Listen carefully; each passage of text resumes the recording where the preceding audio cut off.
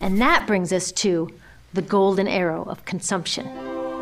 This is the heart of the system, the engine that drives it.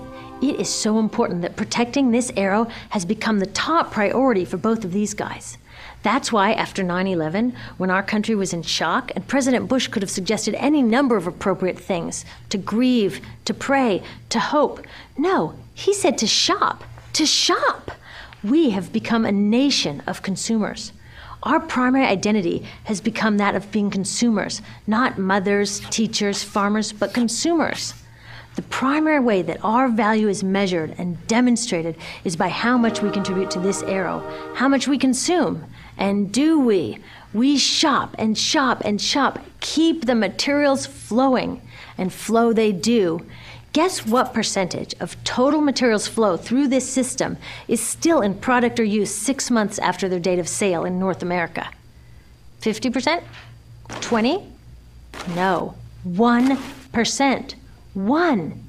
In other words, 99% of the stuff we harvest, mine, process, transport, 99% of the stuff we run through this system is trashed within 6 months. Now, how can we run a planet with that level of materials throughput? It wasn't always like this. The average US person now consumes twice as much as they did 50 years ago. Ask your grandma. In her day, stewardship and resourcefulness and thrift were valued.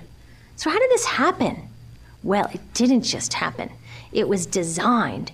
Shortly after World War II, these guys were figuring out how to ramp up the economy.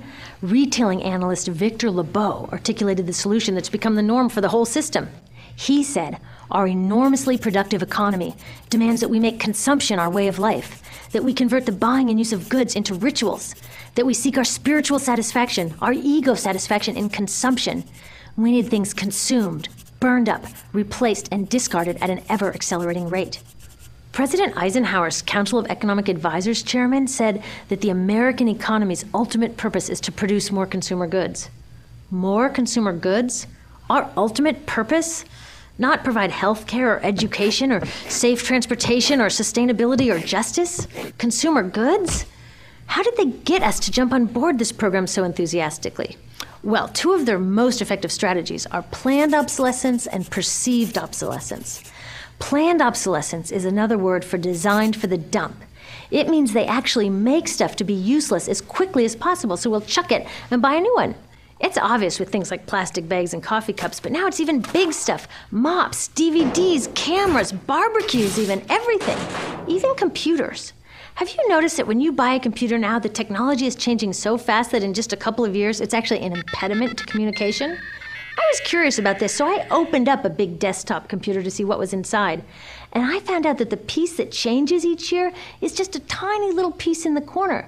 But you can't just change that one piece because each new version is a different shape. So you gotta chuck the whole thing and buy a new one. So I was reading industrial design journals from the 1950s when planned obsolescence was really catching on. These designers are so open about it. They actually discuss how fast can they make stuff break that still leaves the consumer having enough faith in the product to go out and buy another one. It was so intentional. But stuff cannot break fast enough to keep this arrow afloat. So there's also perceived obsolescence. Now, perceived obsolescence convinces us to throw away stuff that is still perfectly useful. How do they do that? Well, they change the way the stuff looks. So if you bought your stuff a couple of years ago, everyone can tell that you haven't contributed to this arrow recently. And since the way we demonstrate our value is contributing to this arrow, it can be embarrassing. Like, I've had the same fat white computer monitor on my desk for 5 years. My coworker just got a new computer. She has a flat, shiny, sleek monitor. It matches her computer, it matches her phone, even her pen stand. She looks like she's driving in Spaceship Central, and I look like I've got a washing machine on my desk. Fashion is another prime example of this. Have you ever wondered why women's shoe heels go from fat one year to skinny the next to fat to skinny? It's not because there's some debate about which heel structure is the most healthy for women's feet. It's because wearing fat heels in a skinny heel year shows everybody that you haven't contributed to that arrow as recently, so you're not as valuable as that person in skinny heels next to you, or more likely in some ad. It's to keep us buying new shoes. Advertisements and media in general plays a big role in this. Each of us in the US is targeted with over 3,000 advertisements a day. We see more advertisements in 1 year than people 50 years ago saw in a lifetime. And if you think about it, what's the point of an ad except to make us unhappy with what we have? So 3,000 times a day, we're told our hair is wrong, our skin is wrong, our clothes are wrong, our furniture is wrong, our car is wrong. We are wrong, but it can all be made right if we just go shopping. Media also helps by hiding all of this and all of this. So the only part of the materials economy we see is the shopping. The extraction, production, and disposal all happens outside of our field of vision. So in the US, we have more stuff than ever before, but polls show that our national happiness is actually declining. Our national happiness peaked in the 1950s, the same time that this consumption mania exploded. Interesting coincidence. I think I know why. We have more stuff, but we have less time for the things that really make us happy. Friends, family, leisure time. We're working harder than ever. Some analysts say we have less leisure time than any time since feudal society. And do you know what the two main activities are that we do with the scant leisure time we have? Watch TV and shop. In the US, we spend 3 to 4 times as many hours shopping as our counterparts in Europe do. So we're in this ridiculous situation where we go to work, maybe 2 jobs even, and we come home and we're exhausted. So we plop down on our new couch and watch TV, and the commercials tell us you suck. So you got to go to the mall to buy something to feel better, and then you got to go to work more to pay for the stuff you just bought. So you come home and you're more tired, so you sit down and you watch more TV, and it tells you to go to the mall again. And we're on this crazy work, watch, spend treadmill, and we could just stop. So in the end, what happens to all the stuff we buy anyway? At this rate of consumption, it can't fit into our houses, even though the average house size has doubled in this country since the 1970s. It all goes out in the garbage. And that brings us to disposal. This is the part of the materials economy we all know the most because we have to haul the junk out to the curb ourselves. Each of us in the United States makes 4.5 pounds of garbage a day. That's twice what we each made 30 years ago. All of this garbage either gets dumped in a landfill, which is just a big hole in the ground, or if you're really unlucky, first it's burned in an incinerator and then dumped in the landfill. Either way, they both pollute the air, land, water, and don't forget, change the climate. Incineration is really bad. Remember those toxics back in the production stage?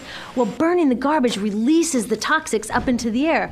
Even worse, it makes new super toxics, like dioxin. Dioxin is the most toxic man-made substance known to science, and incinerators are the #1 source of dioxin. That means that we could stop the #1 source of the most toxic man-made substance known just by stopping burning the trash. We could stop it today. Now, some companies don't want to deal with building landfills and incinerators here, so they just export the disposal too. What about recycling? Does recycling help? Yes, recycling helps. Recycling reduces the garbage at this end, and it reduces the pressure to mine and harvest new stuff at this end. Yes, yes, yes, we should all recycle, but recycling is not enough. Recycling will never be enough, for a couple reasons. First, the waste coming out of our houses is just the tip of the iceberg. For every 1 garbage can of waste you put out on the curb, 70 garbage cans of waste were made upstream just to make the junk in that 1 garbage can you put out on the curb. So even if we could recycle 100% of the waste coming out of our households, it doesn't get to the core of the problems. Also, much of the garbage can't be recycled, either because it contains too many toxics or it's designed not to be recyclable in the first place. Like those juice packs, where they have layers of metal and paper and plastic all smushed together, you can never separate those for true recycling. So you see, it is a system in crisis. All along the way, we are bumping up against limits. From changing climate to declining happiness, it's just not working. But the good thing about such an all-pervasive problem is that there are so many points of intervention. There are people working here on saving forests and here on clean production, people working on labor rights and fair trade and conscious consuming and blocking landfills and incinerators, and very importantly, on taking back our government so that it really is by the people and for the people. All of this work is critically important, but things are really going to start moving when we see the connections, when we see the big picture. When people along the system get united, we can reclaim and transform this linear system into something new, a system that doesn't waste resources or people. Because what we really need to chuck is that old school throwaway mindset. There's a new school of thinking on this stuff, and it's based on sustainability and equity. Green chemistry, zero waste, closed-loop production, renewable energy, local living economies. It's already happening. Now, some say it's unrealistic, idealistic that it can't happen, but I say the ones who are unrealistic are those that want to continue with the old path. That's dreaming. Remember, that old way didn't just happen. It's not like gravity that we've just got to live with. People created it, and we're people too. So let's create something new.